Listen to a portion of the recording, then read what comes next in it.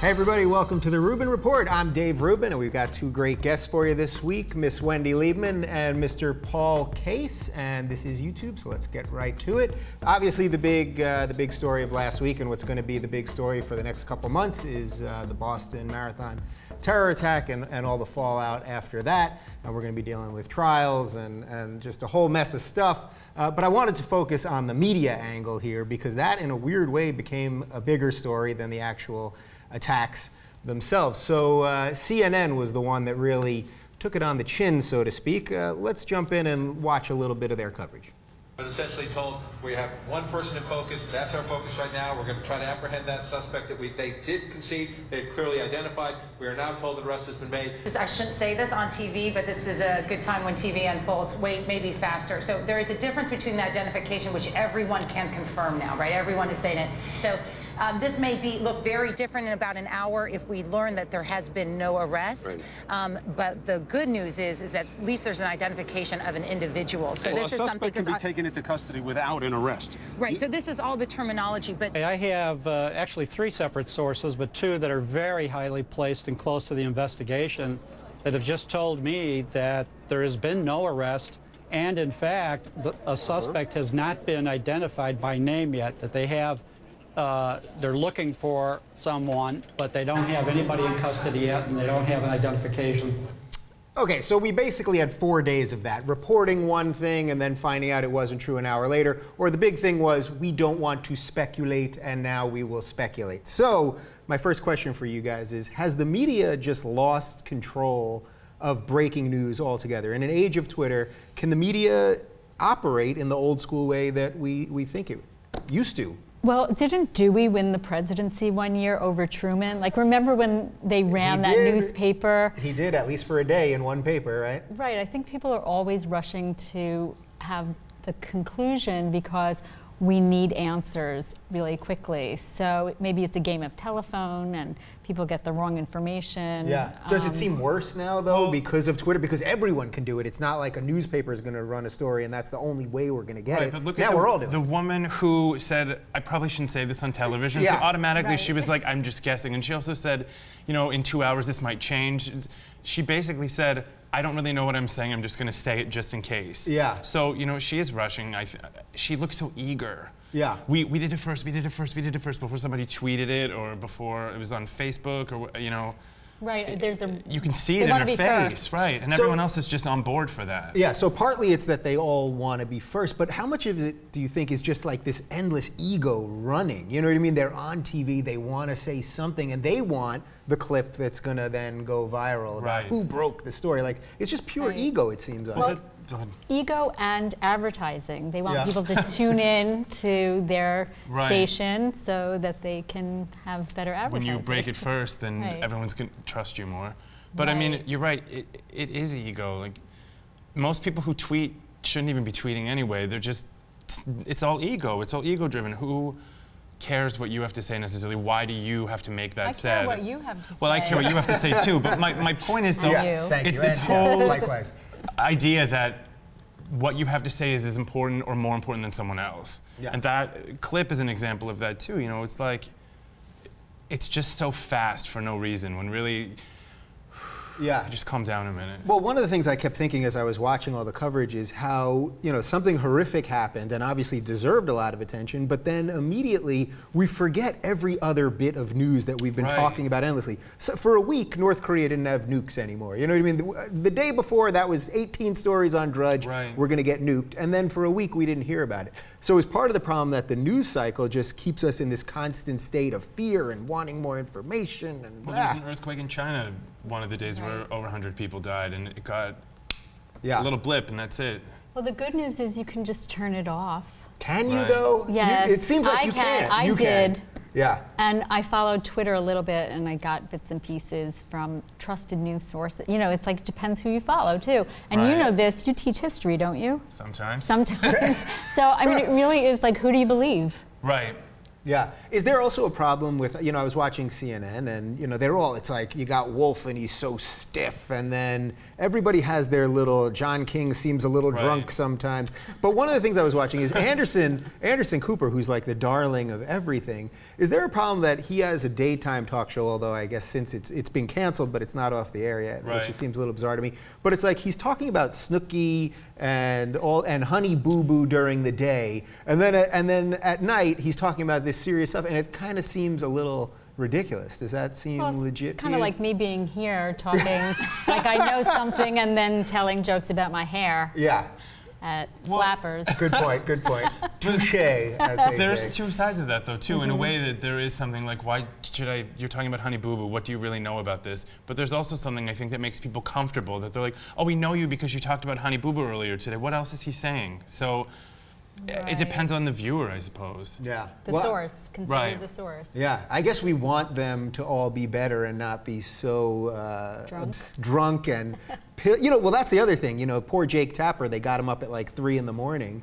And, then the guy has to be on air for 6 hours. And then we expect every word to come out of his mouth to be perfect. Is he the one who did the obscenities right away and got fired? Oh, do you know what I mean? That was the local. That was the local story. Yeah, if you guys didn't hear about that, there was a guy in North Dakota on NBC affiliate who literally the first 2 words out of his mouth in his career on camera were "fucking shit."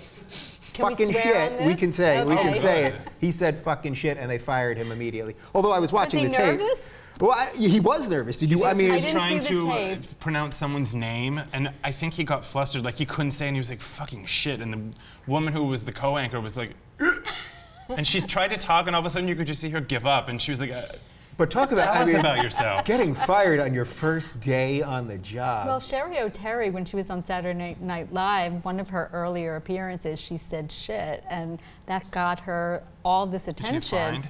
I don't know if she got fined. It's so funny because they find people in different professions, like in sports, but they don't fine us. Well, and Right? As when they comedians. find people for entertainment purposes, the guy, I know nothing about sports, so I think it was a Red Sox game where somebody this week said something about like, we're fucking Boston or whatever. David Ortiz. And they're not fining him because they said his heart was with Boston or something like that. It's like, Well, how do you make those rules? It came from the right place after this whole thing. All right. Well, the point is, CNN. Even if He you're spelled it with a PH. exactly, even if your coverage was fucking shit, nobody said it on air, and I guess that's the important thing. All right, let's move on.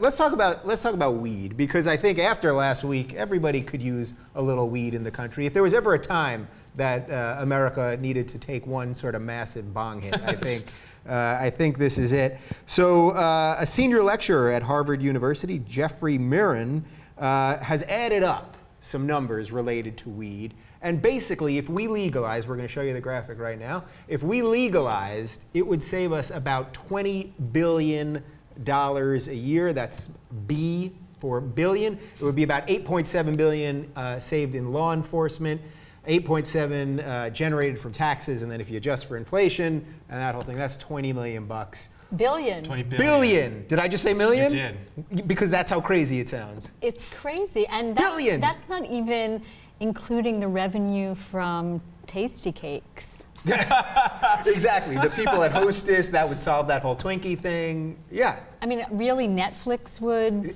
prosper. I think people would be nicer. I think all wars would be cupcake. Everyone would be calmed down a little bit. Yeah. They would be fought over cupcakes, or No, they just eat cupcakes. They would just Split a eat cupcake, cupcakes. you wouldn't care.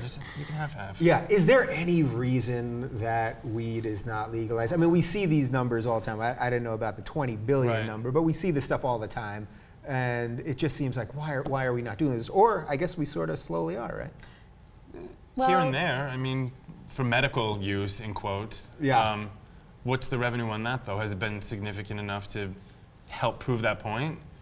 I don't know these things. Yeah, I mean, I think in Washington, they don't know how much to tax. Right. Right. They're still figuring it all out.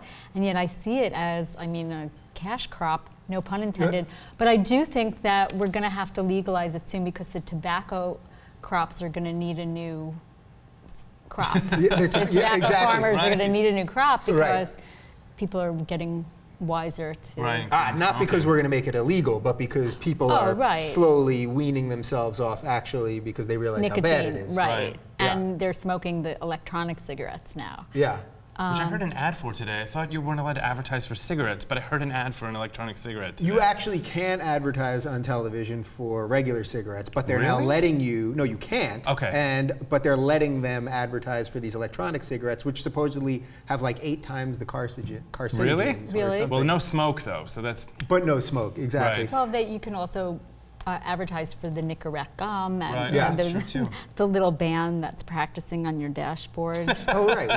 What's that that's one like for? Either for Nicorette or Chantix or something. Chantix. There's something about that. This seems to me like this is definitely going in the right direction, though, because it's sort of like, it seems like marriage equality to me, where the numbers just keep ticking in the right way. So is this is just a matter of time at this point, do you think? I think so. I mean, I think in the last episode of Weeds, it was flash forward into the future, and we saw that Starbucks had bought out Nancy Botwin's whole business.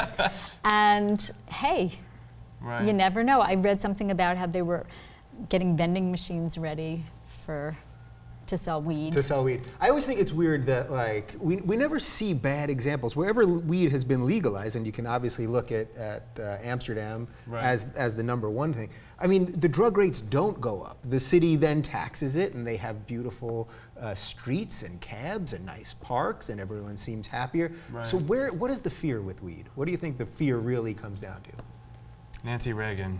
I mean, just plain say and no. simple. Just say no. Yeah. Say no. I don't know. I mean, it is an evolution, I suppose, like marriage equality, in that when people are frantic about the economy, and most people, not most people, I shouldn't say that, people who are not educated about what they're arguing about, when they start seeing numbers that look good, things make sense to them, and then they're willing to adjust a little bit more. So I think when people see a number like 20 billion, and then you throw in some unemployment numbers, and this is shitty and that's better, people look for the better things, so it kind of pushes it. So you think it's good that we're in the middle of a recession, or we're kind of getting out, or it's kind of getting worse, depending on who you listen to, but that you throw out a number like 20 billion, and then people will be like, oh, well. Sure, especially the things that people are on the fence about. Because I think some people don't give a shit about weed, and some people are very... And then other people are... There's also hemp. They can that can make do clothing, and it's not a wasteful there are a lot of medicinal crop. values that has nothing to do with THC. I actually think part of the reason that people are against weed, whoever's left that it's against, is that weed actually makes you think a little bit. You know what I mean? It makes you think, and the one thing the government can't have citizens doing is thinking. They can't have us walking around thinking, right? Because what would if you were just thinking all they'd all be comedians. Everyone would be thinking, but we'd also be sleeping. We'd be think sleeping. Well, and then you wouldn't have things. I mean, no one gets stoned and is like, let's go for a joyride. Everyone's like, let's just sit here and watch TV for a little bit. So that would not be good for the economy. Well, no, it'd be great for the economy because it would take away from drunk driving, perhaps, and if people were just getting stoned instead. Pink Dominoes. Right. We should have got stoned before this segment. And then really on the domino. And really thought this thing out. All right. Well, from weed, let's move on to Star Wars. You know, I've been doing the show for about 3 months, and I haven't mentioned Star Wars yet, which, considering it's pretty much everything I believe in, is hard to believe. So everybody knows Disney bought the rights to Star Wars, the entire expanded universe, the whole thing, from George Lucas. And starting in 2015, they're going to be making a film every summer, and it's going to be the trilogy, 7, 8, and 9, every other year, with little one-character spin-offs after that. And I'm very excited about this, but I have to say, part of me is a little sort of taken back by that. Just everything, this feels so corporate. What once was something so special to me, and he fought the system and created something so brilliant in this whole world, and now it's just Disney giant machine. Is this just the way everything just ends up being? Well, I have 3 things to say. One, my husband started his writing film career because he saw Star Wars and he was so inspired. Secondly, I don't know the difference between Star Trek and Star Wars. So. Neither does President Obama. No, I mean, I really do, but I don't. I could. And the third is, when I was a little girl, I watched a movie called The Lost Weekend. And in the middle of the movie, they came on and they said, we put the second reel on first by accident. And I watched this whole, I mean, it was unheard of, right? And they played the whole thing again, like they started it from the beginning. That's how I feel with Star Wars. It's like, I don't know, did it start the first time? Like, it's very confusing to me. Right, if you're not a sci-fi person, it can be very confusing. What do you think? Well, is this just sad that everything just goes so corporate? And even that they've laid it out this way, like for the next 6 years, every summer we're going to make you, and the spin-off. Enough is enough. Yeah, and at the same time, Disney laid off like 150 people that worked at LucasArts that was creating all the video games for Star Wars. Okay, first, I have never seen a single Star Wars movie. No, nothing. So if you want me to stop, I will. But well, we may have to stop the show now, but that being I was not said, the booker I will have to talk to. I agree with you, though, because I knew that there were, what, 3 to begin with, and then they were like, this is the prequel. And I was like, oh, because this happened. Who? What? And that's why I'm not really interested in it very much. I think also because I hadn't seen it when I was young, so I just didn't care. Okay. But you're a big I mean, almost everything I believe is built on something from the Star Wars universe. So you know what, let's take this a little back from Star Wars itself and focus on the idea that, can we do anything original anymore? Like the fact that they're rebooting it. Go ahead. It's like, in a way, to me, it seems like something that is a cult classic, something that you enjoy, and you're clearly not alone. It becomes more like the Scary Movie franchise, where it just gets more ridiculous when it's like Scary Movie 13, and you're like, oh, is this part of the spin-off? Are they going to bring that character back too? Because it's just almost like a joke after a while. Yeah. But the corporate end of it, that's the part that scares me, that we just keep, instead of coming up with original thoughts, you could, you know, there's some kid that's 15 right now writing some amazingly brilliant thing that'll probably never get produced because the, you know, the corporations will just, well, you know, can we spin off? To Marvel and big blockbuster. Now, when you go, do you go to the movies, or do you? Okay, so you don't rent it at all. I dressed up for Revenge of the Sith. Okay, I've never said that on. To go. Yeah, I've never said that on. Revenge of the Sith.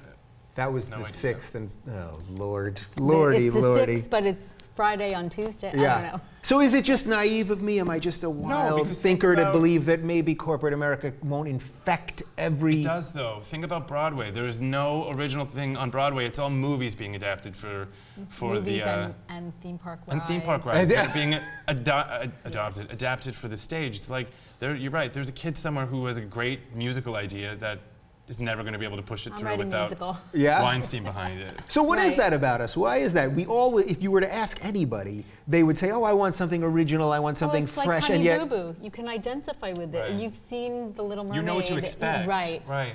When I lived in New York and my parents came to visit, they wanted to see something like The Little Mermaid because they knew how the story ended. They knew what to look for and what to wait for. They weren't going to waste their money on something that was, oh, maybe it's... We're lazy. We're lazy people. I guess it's why people come to New York City and go to the Olive Garden in Times Square instead of, you know.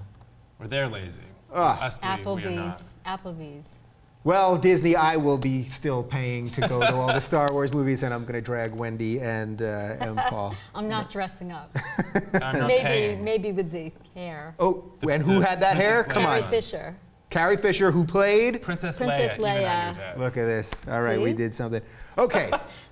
Disney's going to make a lot of famous people out of the new Star Wars franchise, which is a perfect segue to this. So researchers in Sydney looked at the age and cause of death for 1,000 people in the New York Times obituaries between 2009 and 2011. And let's take a look at some of this stuff.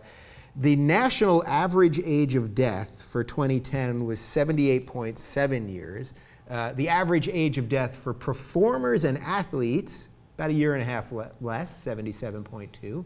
And the average age of death of business people, 83 years. So they say, love what you do. Everybody says that. Love what you do. That is the key to happiness, but apparently not the key to longevity. Does this scare you? That surprised me, the business thing, because aren't like high-powered businessmen full of stress and heart attacks and they drink. And I'm generalizing, of course, but you know, there's pressure to perform.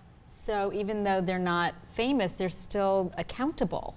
So I would think that surprised me, that number. And again, they're just numbers that somebody is showing me. So, I mean, even though it's statistical, I mean, clearly it's not a perfectly scientific study because it's obituaries that were in the New York Times, which is probably a certain subset of people. But we're all performers. We're all big stars. Do you fear that you are going? That cackle is scaring me. That's my real laugh. Do you fear that you're going to lose a couple years off your life because of the crazy lifestyle? I'm surprised I'm still alive right now, honestly. I don't know. I always thought if it's in the cards that I'm going to be extremely rich and successful, I hope I live to be 100 so I can just sit there and enjoy it at a pool and drinking all day. Yeah. Right. So we're people that are following our dreams and doing what we want to do. So you think that that leads itself to a healthy lifestyle. Right. That's what everyone says. If you're living in the moment and all that kind of stuff, and hopefully you have some money and you're successful. But you think that these business people are just going to drop dead because they're not happy, and yet we're finding out it's the complete reverse of that. Well, and they're working, I mean, sometimes we're working not at all for a week, and they're working 20 hours a day. Yeah. And sleeping for 2 hours a night. Like, it doesn't make any sense to me. So is the point you're damned if you do and damned if you don't? The point is I'm getting a new job. You want to be a high-powered corporate I executive. do. I can see myself working for a brand. Yeah. Somehow I find that hard to No? believe. What could comedians do? What could we do? What could you We could be in a possibly do? think tank of like advertising. Like we're good with words, Words. right? Consult. Like slogans. What, Yeah, you can consult, you can do problem copywriting. solving. Yeah. Do you ever think that, like, if we're slightly off topic here, but let's run with it, that if the world ended, would there be anyone less useful than a comedian? Every time I'm watching Walking Dead, and I'm thinking these people all have certain skills. The guy with the guy can shoot a bow, and everyone, they can all do things. Someone can, rig a car. I'm like, I really can't do much of it. I would sit there and have another talk skill. about it. I know Not much. I know not how much. to forge through a vending machine and a mini bar. You'd survive. Oh, that's pretty good. I If would you can get through survive, it. right? You Yeah. could help feed other people. Exactly. No, but honestly, I think we're leaders, and Yeah. that if we can calm down the masses Right. amongst the chaos, Yeah. that maybe people wouldn't die of fear. Oh, You can make less of the fear, right? Yeah. Let them feel at ease. That's a great skill. yeah. Yeah. Do you guys think that maybe the day of the celebrity sort of dropping dead early, usually because of drug use, they call it the 27 Club, where you've got Jimi Right. Hendrix, Janis Joplin, Jim Morrison, Kurt Cobain, Amy Winehouse, they all died at 27. That seems to be phasing out a little bit. I mean, Amy Winehouse was a couple of years ago now. Right. Because people are more aware, and I guess it's harder to hide all the addictions because there's pictures of everybody. So that's kind of good, right? Well, the world has become CSI universe. That I mean, just even from the Boston event, Yeah. they found them because there were cameras Right. somewhere. So like, I feel like everywhere I go, no matter what I'm doing, I might be seen. And that causes you to not be a recluse drug addict or doing nefarious things. Yeah, I mean. Or at least you're careful if you are. Yeah. Right, or I'm on Dr. Drew. And then, but yeah, I think there's more of a community watching the Right. person self-destruct. Yeah. I think there's more of a. It's like talking about, these, and I'll generalize with this, these young girls that get famous fast and get out of control because they don't really get to grow up on their own. They get to you grow mean up like with everyone Amanda watching them. Bynes? Yeah. Yeah. Where everything you do is on Twitter, or on Facebook, or on television, or TMZ, or whatever. It's like there's no way to be safe in that way. So you have to be a little bit more responsible for your actions to some regard, or someone's going to throw you in rehab instead, rather than just like put you at the Chateau Marmont and let you waste away. Yeah. Do you think we have any responsibility? These people, like Amanda Bynes is the perfect example. The Right. girl's clearly going off the deep end right now. She's heading in that Lindsay Lohan road. Do we have How any? old is she? Chris Farley.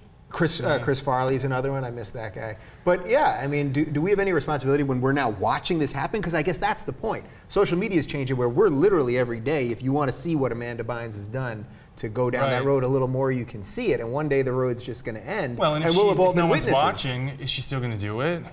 If you don't have an audience, you're still going to perform. Yeah. I mean, it's give or take, I guess. But I don't know. Are we responsible? I don't know. There are things I guess you can do and you can try, and if you know her personally, perhaps. I'm generalizing with Amanda Bynes. Maybe step in, but in the meantime, they're still adults that are making adult choices, whether they're right or wrong. So, what do we have to do? I think Dr. Phil should step in, like he did with Britney. Yeah. It would Please, all end. Dr. Phil, the last time he stepped in, I think it was with that guy. Remember the golden voice guy? Yes. And then, you know, Golden voice there was guy. this homeless guy that they found on the street, and he had this incredible announcer's voice, and Dr. Phil stepped in, kind of cleaned him up. 2 days later, the guy's like, he was beating his wife again, and he was on drugs and blah, But blah. he does have a Kraft macaroni and cheese commercial. Oh, right, he did. He did a voiceover. More than I can say for myself. Yeah, amazing, pretty good. Kraft amazing. macaroni and cheese. All right, let's move on. I like this story. So gay, everything. Each week there is some breaking gay news, and we've got some good gay news here. Nike wants to sponsor an openly gay athlete. So Rick Welts, who's currently the president of the Golden State Warriors, he's openly gay, and he was the president of the Phoenix Suns when he came out. This was a couple of years ago. And before he actually came out, he met with NBA Commissioner David Stern, some executives at Nike, and the Nike people told him that if an athlete comes out, they would like to sponsor that person. And now he's just waiting for somebody to do this. And I think this brings up a lot of questions, but first, seems all good, right? That Nike is throwing it out. They're just putting it out there before someone's even out. We want to give you money. Hey, even if I weren't gay, that didn't come out right. I don't think you are gay. No, but if You're in a traditional marriage, as far as I know. I am. Yes. But what I'm saying is, if there's an athlete who's not gay, Yeah. what I read was that there's millions of dollars for this person, Right. so they could just fake it for a Oh, little so Go through while. the phase. Right. That's all. So you're saying they could literally be gay for pay is a term in gay porn, Right. but you're saying Now an it's in athlete. sports. Now it's in sports. They could be gay first. There is a straight guy out there that's going, I want some of that cash. I don't really mean that. I was just thinking how funny that would be. Yeah. I'm sure you're not the only person who's thought that. There's someone in a locker room who's questioning that. Yeah. I wish it were Adidas that were sponsoring it. I'm just saying because I prefer Adidas. Just Yeah, saying. but you're also not a professional. No, not anymore. Retired. But with Adidas as a sponsor. I mean, it's great. It's more incentive, I guess, to I guess maybe push someone out, but I don't know that that's the right term because I don't know that that's fair. Yeah. It's good to know that there are people that are willing to rally and support, but I don't know, maybe that is my point. Is it going to force someone too much to be the first one to sign on the Well, line? again, they're adults. Right. Yeah, there's something that seems a little bizarre about it to me to dangle the money out there first, because if Nike, for example, they usually take the cream of the crop. They take Michael Jordan and Kobe Bryant and the best of the best, and now they're like, if you're gay, right? Exactly. You did it with the dude. Like, we got millions of dollars for you, but you may be scoring 2 points a game. It actually seems a little bad. I could actually see that causing resentment against the gay athletes. Does that make sense? Yes. Yeah. Sure. But if they had sponsored Billie Jean King or Martina Navratilova, instead of, I guess they lost money because they were because they were out. Yeah, they were out of the sport. Yeah, Martina had said that she lost, she thinks, what could have been about $10 million by being out. But that actually brings up something, which is that for some reason we accept women as gay athletes very easily. Actually, just this week, the NBA draft, the WNBA draft, Brittany Griner was selected #1 and came out pretty much at the same day. But Nike's not going to throw her extra money for being gay, because we kind of do we accept it though? If Martina lost all that money, and you can see that, I mean, her career suffered after that a little bit, and her endorsements did. Do we really accept it? Now we're looking for like a male superstar, in quotes, to come out and do that. I think Law and Order already did an episode about trying to keep the privacy of one of the gay athletes. Like, they were ahead of the times. I don't know. They beat Nike? You can cut that out. Was there a murder involved? Did they do murder? Oh, there was a murder. Involved, okay. Yeah. I thought maybe you're just making up a show altogether. Oh, no. It was really interesting because I had never heard of this being an issue. Yeah.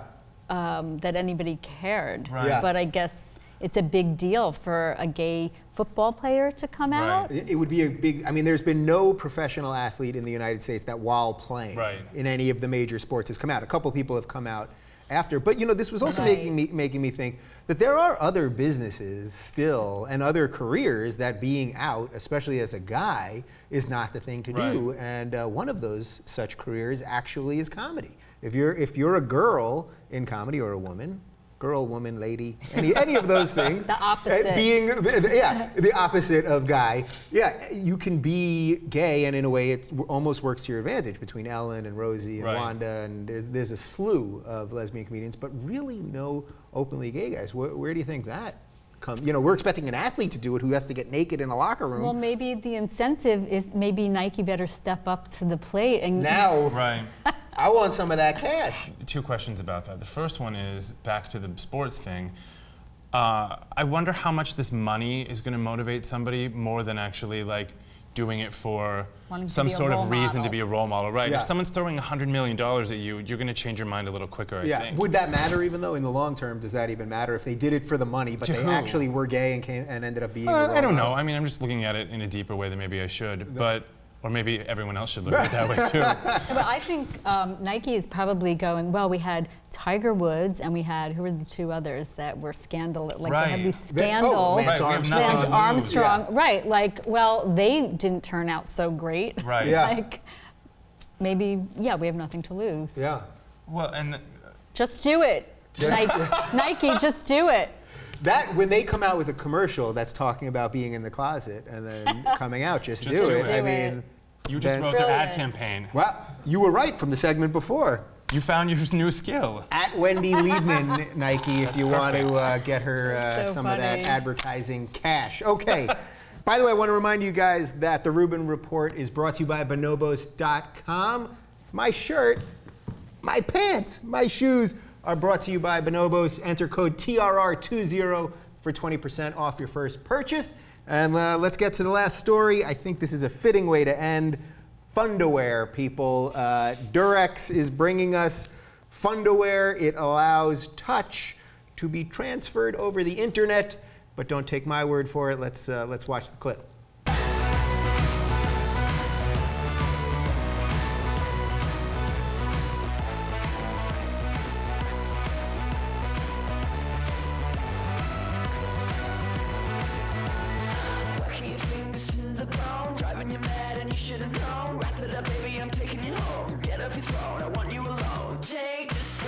It feels like they're touching me.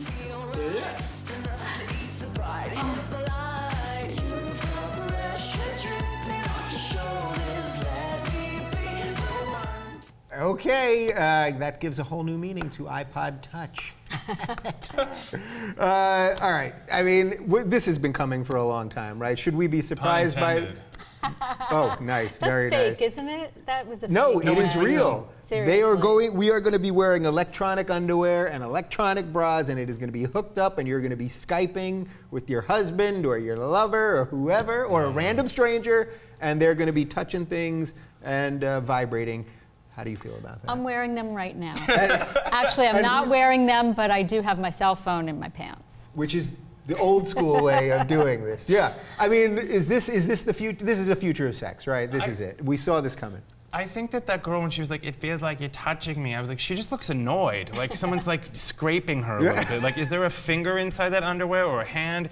Because first of all, if this is the first generation. All right. You got to give it a chance. But if I'm going to Skype with someone, I don't want them to have clothes on. Isn't that kind of the point? It's not very sexy when you're wearing a sports bra and thick panties. Yeah. Not that I would be sexting with her or whatever, but the whole thing is weird to me. You're rubbing a phone instead of, do you touch yourself at the same time? It just seems much more complicated. What if you forget to turn it off? No, you don't touch yourself. They're controlling you. Right. That could be a whole other issue. What if you want to assist them, like if it's not enough? Right. What if you dial the wrong phone number?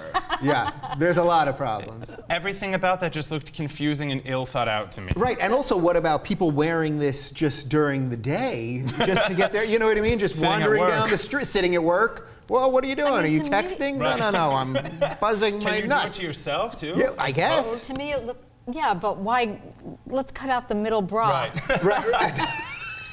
To me, it looked, it just looked like a lot, just put on a hazmat suit. And, right. I mean, is it for germaphobes? I guess it's for germaphobes. It's for long distance relationships. No, well, you save that money and you buy a plane ticket and go and visit that long distance But lover. that's the thing. They want to sell this as like, you know, it's bringing people closer. But again, this is like our social media, which we talk about all the time on this show. Like, are these things actually bringing us closer? Or maybe if you're in a long distance relationship, you need to wait it out until you get actually in person. It's reason enough to be like, I'll come next week instead. Like, there's no instead. It just looks creepy to me. Yeah.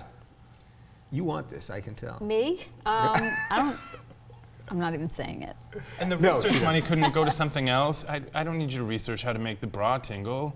Yeah. Put that money towards something good. Yeah, do the research on how to teach you how to touch me better. Right. Right. So that's the part, I guess, that instead of dealing with like the real intimacy issues that everybody has, you know, straight, gay, whatever, right. that we're just pushing everything into the digital space, and it's like, so instead of having to look someone in the eye and have sex with them or whatever you're doing with them, well, we'll Skype this. We're going to Skype it, where you remove the human part. Well, the human part is the scent, and you're losing that if you're Skyping the relationship. Until they have smell-o-vision or something. You can put some mask on, which is going to be even more attractive. Yeah, I think they had that. Right. One day we're just going to be in a box, and the other person's going to be in a box, and it's going to be. Do you think gay people are going to get on this first? Because gays seem to always be the early adopters. No, because of I all think technology. gays already have their apps that they don't need to touch each other with. They find an app, they find someone 26 feet away to come over and touch them, and then go home. It's done. Yeah. You don't have to keep your underwear on. The ad for this is, I wouldn't touch you with a 10-foot pole. Right. Just an iPhone. Right. I wonder how much more brazen people will be sexually, though, with things like this. You know what I mean? You might be willing to do things. Like what, though? I think the range of motion just seemed very much like this. Right. So I don't know how risky you can get. Like, what if you want to? Well, I think if you have an iPad, you have a bigger range of motion. Or maybe that's for overweight people. I don't know. But I just don't want someone touching me like this. Yeah. I want someone with I want a sensor on every piece of that, which means you need a whole suit then. Yeah, it's just a disaster waiting to happen. You're going to end up, you jump in the pool with your underwear on, you get electrocuted. Or your battery dies and the person on the other end doesn't. There's call waiting, someone sends you a text and everything fries. There's a three-way. How do you do a three-way? How do you do a three-way? I don't even like three-way calling. All right, well, in just a matter of weeks, I'll be wearing these underwear, and you guys will be able to, you know, rub your dial and do some stuff to me. Okay, on that note, let's pimp you guys out and get you some people to do stuff with your magic underwear. Paul Case, where can they find you? You can find me at Paul Case. You can find me on Facebook at Paul Case. You can check my website, paulcase.com. Wendy, where can people find you? I'm going to be in Boston at the Somerville Theater on May 16th with Jimmy Tingle and John Fugelsang. It's a great benefit concert, and it's our 6th year. It's going to be rocking. And at Wendy Liebman on Twitter. The Twitter. All right, guys, I thank you guys for watching, and we'll do this again next week. All right.